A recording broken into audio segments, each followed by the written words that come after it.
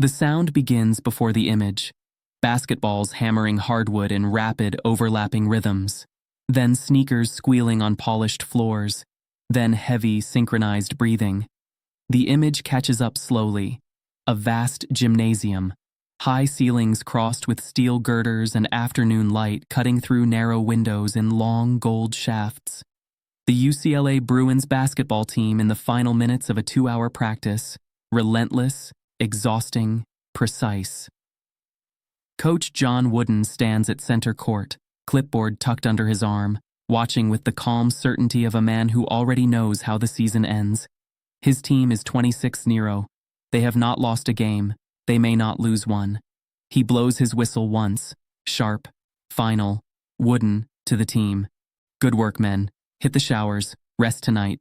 We've got film review at 9 tomorrow morning. Don't be late. The team exhales collectively. Towels are grabbed, water drunk in long, desperate pulls. Men who have been machines for 2 hours suddenly become 20-year-olds again, laughing, groaning, limping toward the locker room. All except one.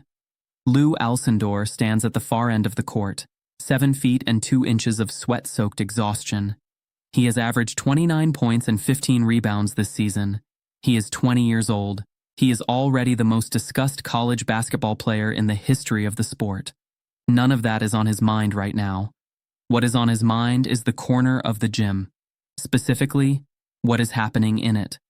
A small group, 10 people, maybe a few more, seated in a loose circle on the gymnasium floor near the equipment storage wall.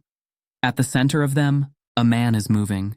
A small man, perhaps 5'7", lean in the way that suggests every ounce has been assigned a specific purpose. He wears simple black training pants and a plain white t-shirt already darkened with sweat at the collar. He is moving in a way that Lou has never seen outside of a film. Not the theatrical flying kicks and elaborate choreography of the kung fu movies he has watched. This is something different, something stripped. Every movement reduced to its absolute minimum, a punch that blurs from stillness to full extension and back again before the eye can complete its blink. A kick that snaps out, lands its point, and retracts with the same single motion. 2 of Lou's teammates, Lucius Allen and Mike Warren, appear beside him, still breathing hard from practice. Lucius, quiet, watching. What is that? Lou? I don't know. Mike looks like kung fu or something. Lou, already moving toward it. It's not kung fu. He walks toward the corner. Lucius and Mike exchange a glance and follow. The small man stops moving. He turns and regards the 3 approaching basketball players, 2 guards, and 1 center who makes the ceiling look relevant. With calm, unhurried eyes. His breathing is controlled and even. He has been working hard, and it barely shows. A slight smile forms. Not performance, just warmth. Bruce Lee, simply, clearly. Please, sit down, join us. I'm Bruce Lee. I teach martial arts. His voice is calm and accented, precise English with the music of Hong Kong underneath it, confident without being loud. The kind of voice that doesn't need a room to go quiet because it assumes the room is already listening. Lou studies him. He has seen the TV show, The Green Hornet, the sidekick who keeps stealing every scene he is in. He looks smaller in person than on screen, which should make him less impressive. It does not. Lou, folding himself cross-legged to the floor. You're Kato, from Green Hornet. Bruce Lee. A small nod, not dwelling on it. Among other things. Lucius and Mike settle on either side of Lou, 3 tall men suddenly looking like oversized children in a classroom. The existing circle shifts slightly to accommodate them. Bruce resumes his position at the center and resumes his demonstration as though there was no interruption. The first lesson, Bruce Lee. What I was showing is this. Most people, when they think of fighting, think of force against force. Your punch versus my punch. Your size versus my size. Whoever has more, wins. Yes? Nods around the circle. Lou says nothing, but he is listening with his whole body. Bruce Lee. This is the wrong idea. This way of thinking, it favors the bigger man, the stronger man. It rewards size, and size. He glances briefly at Lou. just a glance. BruceLee is not always something you can control. Lou, dry. I've noticed. A few quiet laughs. Bruce smiles. He likes this. BruceLee. So, the better idea, do not meet force with force. Meet force with redirection. Use what your opponent gives you. If he pushes, you pull. If he pulls, you push. If he swings with great power, you step aside and let that power carry him past you into empty air. He has done your work for you. He gestures to one of the students already in the circle, a young man of about 18, who rises and takes a ready position. BruceLee. Punch me. Slow, so they can see. The student throws a deliberate jab. Bruce doesn't block it. His left hand rises and meets the incoming arm, not at the fist but at the elbow, pressing it gently to the side, not stopping it, redirecting it. The student's momentum carries him half a step forward and slightly off balance. Bruce's right hand comes to rest open-palmed against the student's exposed ribs. Not a strike, a demonstration. BruceLee. His force. My direction. I contribute almost nothing. He arrives where I want him because his own energy brought him there. Lou leans forward, his elbows on his knees, the same posture he takes watching game film. He has built his entire basketball life around size as advantage. The post position, the height, the reach. The idea that size can be neutralized, redirected against itself, is not threatening to him. It is fascinating. Lou. How do you know which way to redirect? In the moment? How do you decide? Bruce turns to him with the expression of a teacher whose student has asked exactly the right question at exactly the right time. BruceLee. You don't decide. That is the key. Deciding takes time. In a fight, time is everything, and you have none of it. What you must develop is sensitivity, feeling. The body reads the incoming force and responds before the mind has formed a thought about it. Lou. How do you train that? Bruce. Lee repetition. Thousands of repetitions. Then thousands more. Until the response is not a thought, it is a reflex. Like, he pauses, looks at Lou properly. BruceLee. You play basketball, yes? Lou, slight smile.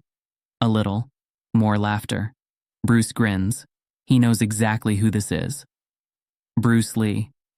When you receive a pass, a fast pass coming hard, do you stop and think about where to move? Do you calculate the defense, the angle, the options, and then decide? Lou. No. You just know. Before the ball even gets to you, you already know. BruceLee. Because you have done it 10,000 times, your body has absorbed the pattern. The conscious mind gets out of the way and lets the trained body act. Yes? Lou, slowly, genuinely. Yeah, that's exactly what it is. BruceLee. This is the same. The art is the same. The only difference is the ball. The demonstration. 20 minutes have passed. The circle has grown. 3 more players who were heading to the locker room changed their minds when they saw Lou sitting on the floor with evident interest. Now, 13 people watch as Bruce moves through a series of techniques, explaining each with careful precision. He shows trapping, how to control an opponent's arms simultaneously, creating momentary helplessness by occupying both limbs at once. He shows the stop hit, a strike delivered at the exact moment of the opponent's attack, intercepting the action before it fully develops. He demonstrates how a smaller man can use a larger man's forward momentum as a weapon, simply by not being where the large man expects him to be. BruceLee, economy of motion. This is the principle underneath everything. Every extra movement, every unnecessary step, every wasted gesture costs you time and energy. The perfect technique uses only what is required. Nothing decorative, nothing for show, pure function. He looks at Lou.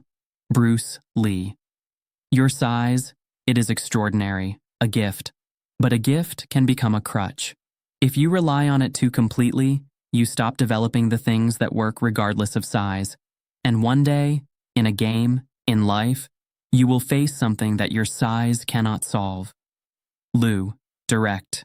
Has your size ever been a problem for you? A different quality enters the air. The question means more than it says, and everyone in the circle knows it. Bruce holds it for a moment. BruceLee. Every single day. Lou, how do you deal with it? BruceLee. I make myself undeniable. I train until I am so clearly excellent that the argument against me becomes embarrassing to make. They can still make it. They do make it. But now it costs them something to say it out loud. That is progress. Lou nods slowly. He knows this strategy. He is living it. 26-0. Undeniable numbers. And still there are conversations happening in rooms he is not allowed to enter. About whether a player his size is really playing basketball, or just using physical unfairness to avoid the sport's true demands. Those conversations happen. He has heard them. He has chosen to answer on the court. BruceLee. May I show you something? Directly. Lou stands. The gesture itself is an event, the slow unfolding of all that height from a cross-legged position on the floor. Bruce waits for him patiently. When Lou is standing, Bruce comes and takes his right wrist in both hands, lightly, as though handling something fragile.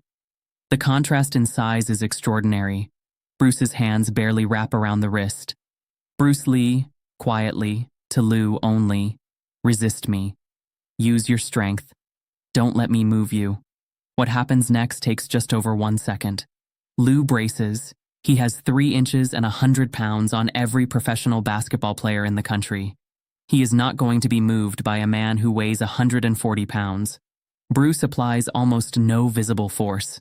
He shifts his grip by a fraction of an inch, rotates slightly at his own waist, and redirects the wrist using a leverage point that has nothing to do with strength. It is pure geometry, pure angle, pure efficiency. Lou finds himself off balance before he has understood that anything has happened. He catches himself, stares at Bruce. His mouth is not quite closed. Lou, quiet, sincere. Do that again. Slowly. Show me exactly where your hands went. Bruce does. He walks through it step by step, explaining each contact point, each angle, each transfer of force. Lou watches with the kind of total attention that great athletes bring to the one thing they have not yet mastered. He tries it himself on Bruce, carefully with enormous hands that must recalibrate for the delicacy of the task. The first attempt fails, the second is better, the third produces a result. BruceLee, nodding, approving. Yes. There. You felt it? Lou. It's like finding the right angle on a shot. There's a moment when everything lines up and you know it's going in before it leaves your hand. Bruce. Lee. Exactly this. The principle is always the same, only the context changes. The quiet part. An hour has passed since practice ended. The circle has finally thinned to nothing. The other students have drifted away with murmured thanks and small bows. Lucius and Mike left 20 minutes ago with looks at Lou that said, "We're leaving. You're on your own. This is clearly your thing now." The gym is almost dark. Late afternoon has become early evening. The gold light through the high windows has deepened to orange, then rust, then the pale gray of almost gone. Someone on the maintenance crew has turned on the overhead fluorescence, utilitarian, institutional light that makes the great gymnasium feel like a locker room. Lou and Bruce sit on the floor near the equipment wall. Bruce moves through a slow solo form beside them, not demonstrating now, just moving, the way some people think aloud. Lou watches him the way he watches game film, looking for patterns, looking for the logic underneath the motion. Lou, how long have you been doing this? BruceLee, not stopping. I began training when I was 13 years old in Hong Kong. Wing Chun Kung Fu. My teacher was Yip Man, a great man. I have not stopped training since then. Lou, 13 years. So more than 10 years of this. Bruce. Lee, more than 10 years. Yes. Lou, when did you feel like you were actually good? Bruce stops his form. He considers the question as though it deserves a real answer rather than the modest deflection that would be easy. Bruce Lee. I am still becoming good. I think, honestly, that I will be becoming good until I die. Every time I reach what I thought was the ceiling, I find that the ceiling was a floor. There is always more above it. He sits. Bruce Lee. Does this frustrate you? That answer? Lou, shaking his head slowly. No. That's the only answer that makes sense to me. A silence. Comfortable. The silence of two people who have found, unexpectedly, someone who speaks their particular language. Lou. I grew 8 inches in a single year. My freshman year of high school. 1 year, 8 inches. My body didn't know what it was. My feet were somewhere I didn't expect them to be. I knocked things off tables. I walked into door frames. On a basketball court, I was already the tallest person anyone had ever seen, but I couldn't make use of it because I hadn't caught up to my own body yet. Bruce Lee, listening carefully. How long before you caught up? Lou, 2 years, maybe 3. There are still days, not many, but they happen, where I feel like I'm piloting something from slightly outside it, like the body is one thing and I'm another thing living in it. Bruce Lee. This is the central problem of physical mastery. You must become the body, not control it, not manage it, but be it completely. When there is a gap between you and your body, the body hesitates. Hesitation is the beginning of failure. Lou. How do you close the gap? Bruce Lee. You give the body so much to do for so many years that the gap has no room to exist. The body fills up the available space. Eventually, you are not in the body. You are the body. Then you can begin to do interesting things. Lou, quietly. I think I'm starting to get there. On good nights, really good nights, there's no thinking happening. The game is just unfolding, and I'm in it completely. Bruce Lee. Yes, this is what the Chinese call Wu Wei, action without effort, action that arises from perfect readiness rather than from decision. The best moments in any physical practice feel like this. You are not doing the thing. The thing is happening through you. Lou absorbs this. Outside the high windows, the California sky has gone a deep, clear indigo. Lou. What does your mind tell you? When it's not being helpful, what does it say? The question surprises Bruce slightly. Not the question itself, but the direction of it. The directness. The assumption that such a conversation is available between them. He likes it. Bruce Lee, a long pause, honest. It tells me I am too small, that no matter how good I become, Hollywood will not give me what I have earned because of what I look like, where I come from.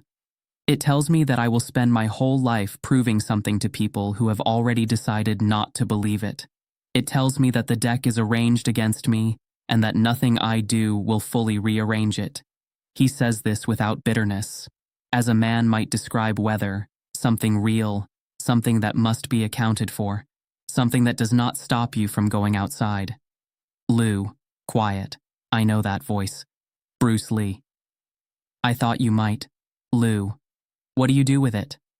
Bruce Lee. I train. Every day, I train. Not because training silences the voice. It doesn't. But training produces a result that is real, that can be seen, that is undeniable. And undeniable results are harder to argue with than opinions. They are not impossible to argue with. People will still argue. But it costs them more to do it. And over time, the cost becomes too high for most of them. Lou nods slowly. He has spent his life building something undeniable, and still the arguments come, that he is too big, that his dominance is unfair, that real basketball would not look like this. He has chosen to answer those arguments by scoring more points, pulling more rebounds, winning more games. The numbers accumulate, the arguments persist, but they cost more now than they used to. Lou, do you think there's a version of it that ends, where you've done enough that the argument just stops? Bruce Lee. Honest, not cruel. No, I don't think it ends. I think it gets quieter. I think the quality of the opposition changes. It becomes smaller, more specific, easier to ignore, but I don't think it ends. The work, though, the work you do in response to it, that becomes its own thing, separate from them, yours, and that is worth something. That is worth quite a lot. The door. They are standing now. The gym is dark except for the fluorescents. Bruce has gathered his small bag. Lou pulls a towel from his practice gear and drapes it around his neck. They walk together toward the gymnasium's main entrance, a slow walk at Lou's pace, which is the pace of a man who has learned to be careful in a world built for smaller people. Their footsteps echo across the empty hardwood, the squeak of Lou's sneakers, the quieter step of Bruce's training shoes. Bruce Lee. You should come train with me, not for fighting, though you would be a very interesting problem to solve, but for what the training does to the mind, for stillness under pressure, for the kind of concentration that makes a good athlete into an exceptional one. Lou. Where do you train? Bruce Lee. I have a school in Culver City, but I train everywhere. The location is not important. The commitment is. Lou. I might take you up on that. Bruce Lee. I hope you do. They stop at the doors. Lou pushes one open. The night air comes in, warm and smelling of cut grass from somewhere nearby, the particular sweetness of a California evening in March. They face each other. Eye contact. The giant looking down, the man looking up, neither one seeing the height difference anymore. Something has been established in the last 2 hours that has nothing to do with size. Bruce Lee. You will be remembered, Lou. Of this I have no doubt. But the thing you will be remembered for, it may not be the thing you expect. You are still becoming who you are.